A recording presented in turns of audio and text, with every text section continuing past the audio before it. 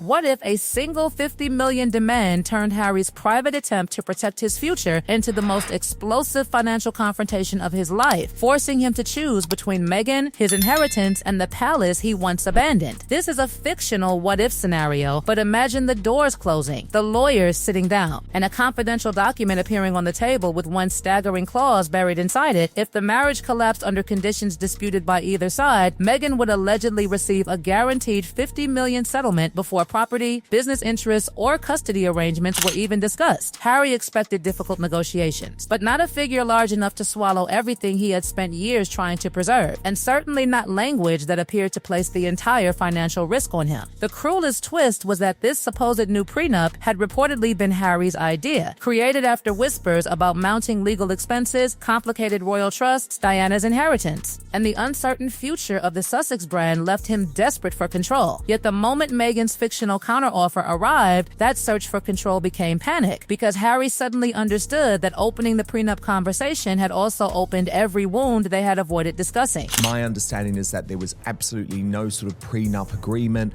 that after any divorce, that jewelry would return to Harry. So what it means is that it would be part of a divorce settlement. Would Meghan want to keep it, though? That's the question. I think it's unlikely. In this dramatized version of events, the $50 million clause was not merely about money. It allegedly included protections covering future media projects, private recordings, personal correspondence, intellectual property, and anything connected to the couple's royal story. Meghan's imagined position was brutally simple. If Harry wanted legal protection for inherited assets and family treasures, she wanted protection for the career, reputation, and earning power she believed had been built around their shared life. That transformed a tense financial negotiation into something far more personal, because Harry allegedly viewed the clause as a price placed upon their marriage, while Meghan supposedly viewed it as insurance against being blamed, isolated, and financially cornered if everything collapsed. Neither side wanted to move first. Neither side wanted to appear frightened. But behind the controlled expressions and carefully worded conversations, the fictional pressure was becoming unbearable, and Harry's advisors allegedly warned that refusing the clause could end negotiations, while accepting it might leave him exposed to a settlement he could never comfortably fund. Does Harry's sudden want to get back into the royal fold and return simply because if the marriage ends, where else is he going to go? He's not staying in the States.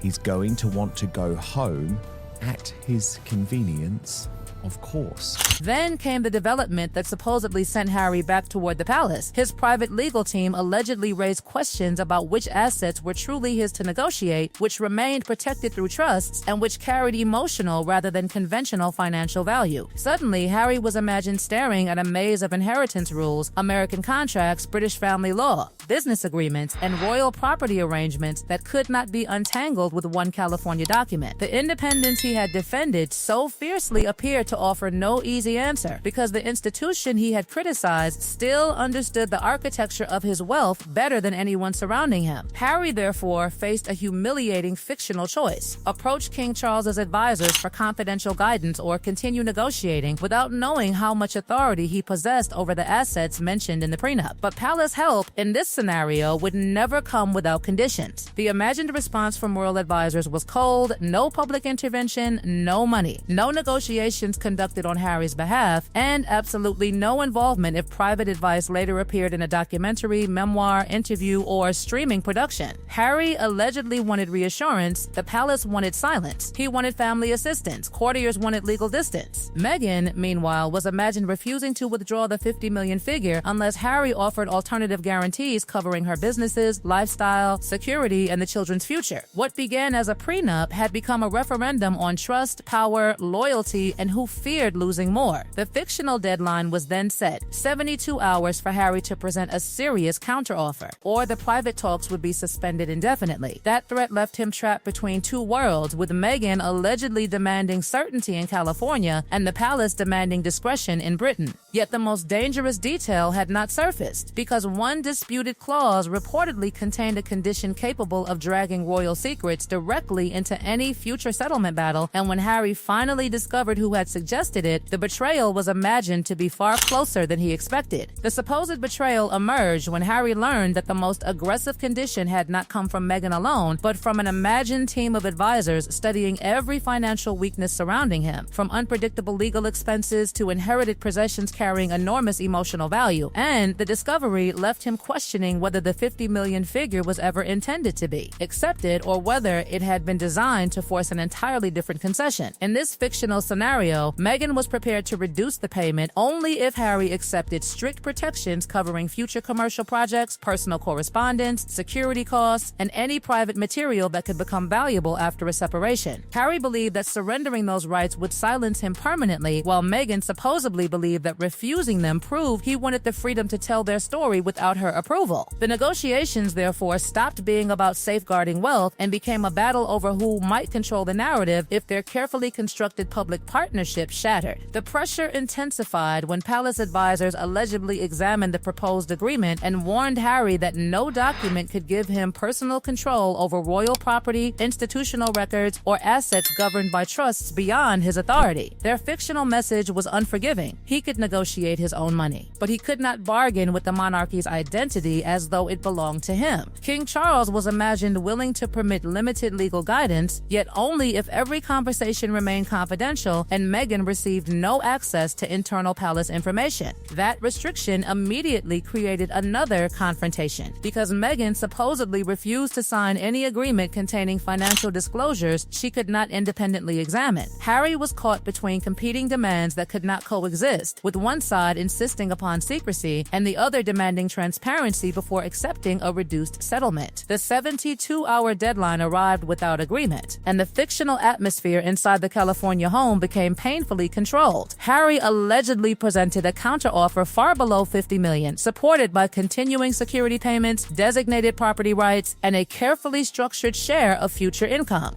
Meghan rejected the figure, arguing in this imagined storyline that promises dependent upon future earnings offered no genuine protection when contracts could disappear, companies could be restructured, and public interest could collapse overnight. Harry then made the mistake that transformed suspicion into fury. He disclosed that palace lawyers had reviewed parts of the proposal. Meghan supposedly saw that revelation as proof that their private marriage had once again become royal business, while Harry insisted that he had nowhere else to turn because the agreement touched inheritance questions only the palace could explain. What followed was not a dramatic departure or public announcement, but something more dangerous: silence. Meghan's advisors allegedly withdrew the offer and prepared a tougher revision, while Harry privately appealed to King Charles for direct intervention. King Charles refused to negotiate with Meghan, but reportedly offered Harry one narrow route forward: a confidential trust arrangement protecting specific inherited possessions without involving the wider marriage agreement. That solution could have ended the crisis, yet it introduced a condition Harry feared Meghan would never accept: permanent restrictions preventing protected royal assets, letters, and personal items connected to Diana from appearing in commercial content. William, in this fictional development, opposed even that limited assistance, believing another rescue would pull the monarchy back into a private dispute it could neither control nor survive without reputational damage. Palace divisions now mirrored the conflict inside the marriage, with King Charles considering quiet support, William demanding distance, Harry pleading for time, and Meghan refusing to retreat from financial guarantees. Then the revised document arrived. The $50 million demand had vanished, but in its place stood a clause potentially worth far more: shared approval over every future project involving their royal life. Harry had escaped the number, only to face a condition capable of controlling his voice, his legacy, and every revelation he might ever try to sell.